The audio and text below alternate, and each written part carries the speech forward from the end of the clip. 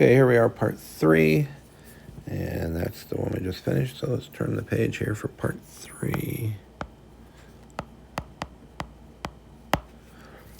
So we have the reaction rate, reaction mechanisms and rate law, 5.8, 100 bullet point there. What we're seeing here now on this new graph is there are 2 peaks, which means there are 2 activation energies, which probably means that this reaction takes place in 2 steps.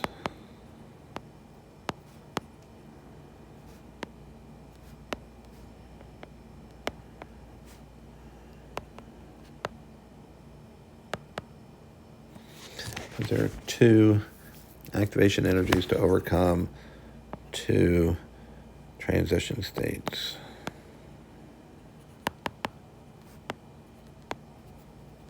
One here, one here.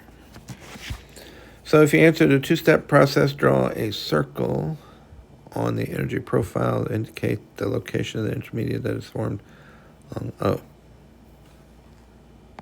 I guess they want to point right there.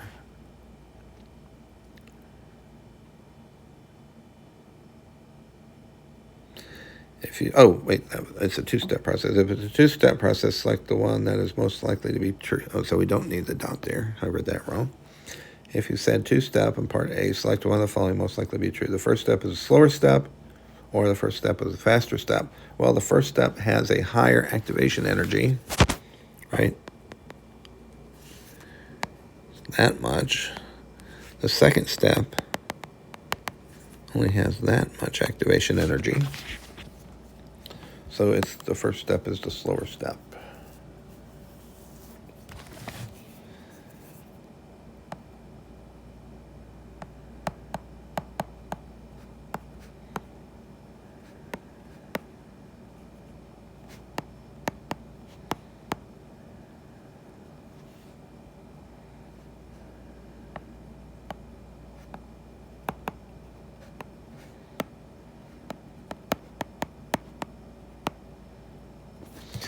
Again, I don't think you can say too many words in these answers unless you're just rambling on and on.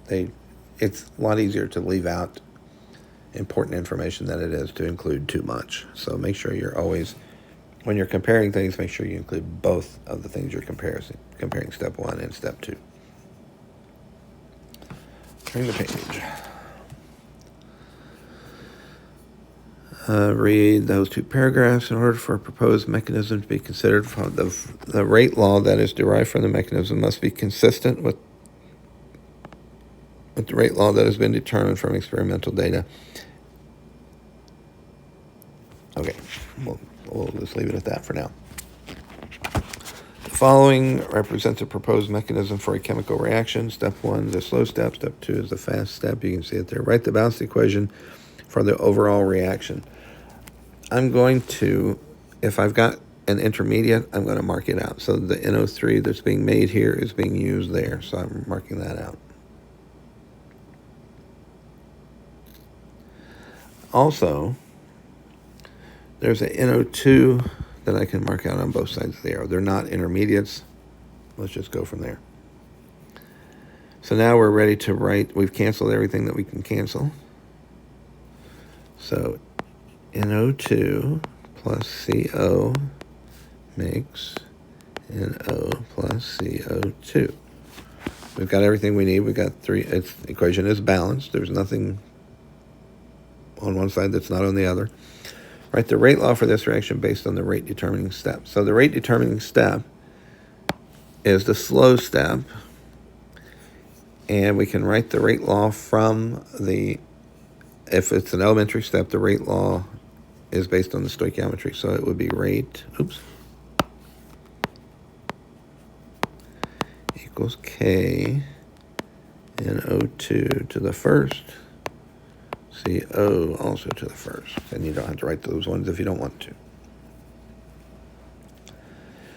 The following represents a proposed mechanism for a chemical reaction. Step 1 is slow, step 2 is fast. Write the balanced equation, overall balanced equation. So is there anything that, there's an intermediate. The O is an intermediate. So we end up with 2 N2Os making 2 N2s and 1 O2.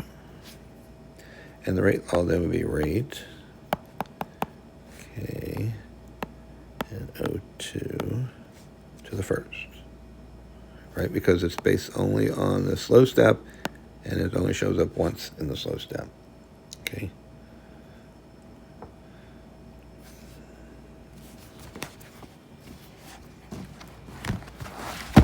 Probably have time for this page also, at least through number 13.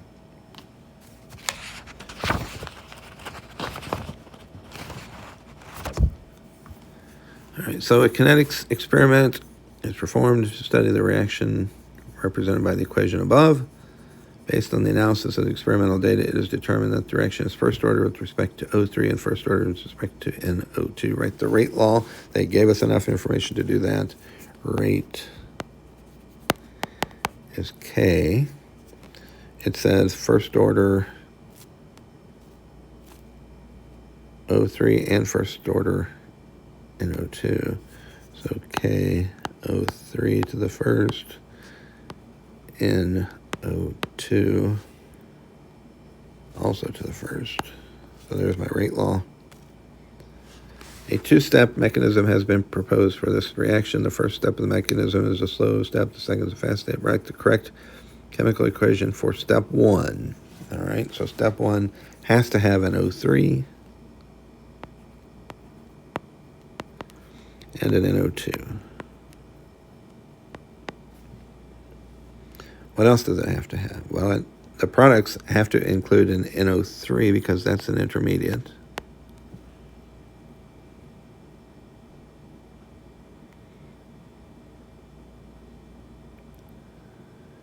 And it also has to include, what else does it need?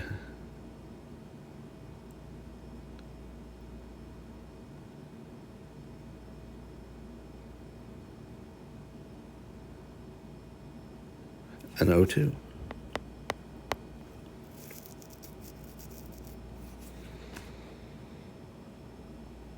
And that takes care of that. That's got everything we need. It's balanced. The NO3s are going to end up canceling as an intermediate.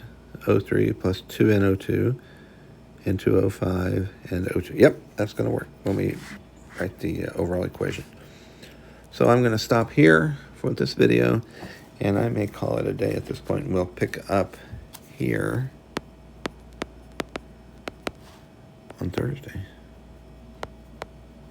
And hopefully we can finish the whole rest of the page, or all the rest of the pages. That is several.